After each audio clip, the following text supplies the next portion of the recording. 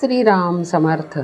सद्गुरू श्री ब्रह्मचैतन्य महाराज गोंदवलेकर यांचे प्रवचन दिनांक 21 नोव्हेंबर.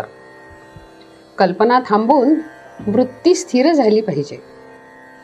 एखादा मनुष्य तालुक्याच्या ठिकाणी गेला आणि त्याला तुम्ही कुठले असे विचारले तर तो आपल्या खेडेगावाचे नाव सांगेल. जिल्ह्याच्या ठिकाणी गेला तर तो तालुक्याचे नाव सांगेल. इलाख्याच्या ठिकाणी गेला तर जिल्ह्याचे नाव सांगेल.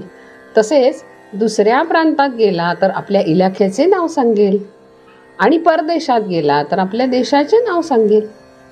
म्हणजे मनुष्याच्या ठिकाणी जेवढी विशालता येईल तेवढे भेदभाव कमी होतात.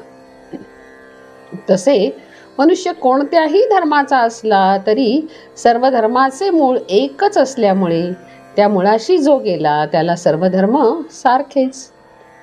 पण एवढी विशाल दृष्टी येईपर्यंत जो ज्या धर्मात जन्माला आला त्या धर्माचे आचरण करणे हेच हिताचे असते. सुख मिळविण्याच्या आपल्या सर्व कल्पना आज खोट्या ठरल्या आहेत. आपण प्रथम अशी कल्पना केली की श्रीमंतीमध्ये सुख आहे. त्याप्रमाणे रगड पैसा मिळवला तरी आपल्याला जर सुख मिळाले नाही तर आपली कल्पना खोटी होती असे म्हणायला काय हरकत आहे. एकच वस्तू एकाला सुखरूप वाटते तर दुसऱ्याला दुःखरूप वाटते. म्हणजे ती वस्तू मुळात दोन्ही नाही, सुखरूप नाही आणि दुःखरूपही नाही. जी वस्तू आज आपल्याला सुखाची वाटते ती उद्या तशी वाटेलच असे नाही. आपली बुद्धी स्थिर नसल्यामुळे आपली कल्पनाही स्थिर नाही. म्हणून त्याच वस्तूमध्ये सुख आहे ही कल्पना देखील खोटीच असली पाहिजे. ती तेवढी खरी आहे असे आपण का म्हणावे.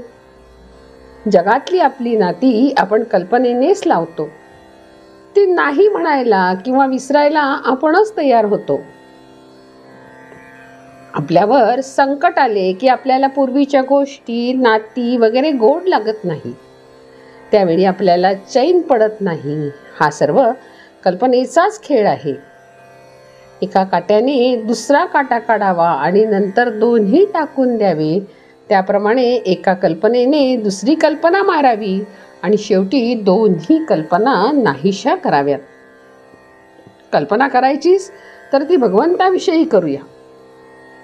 भगवंत हा दाता आहे, त्राता आहे, सुख देणारा आहे अशी कल्पना आपण करूया. त्यात खरे हित आहे आणि त्यानेच संसार खरा सुखाचा होईल. कल्पनेचे खरे खोटेपण हे अनुभवांती कळते. म्हणून अनुभवानंतर कल्पना थांबली पाहिजे. अशा रीतीने कल्पना थांबल्यावर आणि वृत्ती स्थिर झाल्यावर तिला स्थिर वस्तूवर चिकटवून ठेवली पाहिजे. भगवंत ही अशी एकच स्थिर वस्तू आहे. अमुक एक वस्तू माझपाशी आहे म्हणून मी सुखी आहे या वृत्तीमध्ये राम नसून काही नसताना वृत्तीचे समाधान टिकले पाहिजे आणि वृत्ती भगवंतापाशी स्थिर झाली पाहिजे. हेच परमार्थाचे खरे मर्म आहे. कल्पना म्हणजे मायेचे हत्यार. कल्पना रहित थोडे नामही फळ देईल. जानकी जीवन स्मरण जय जय राम.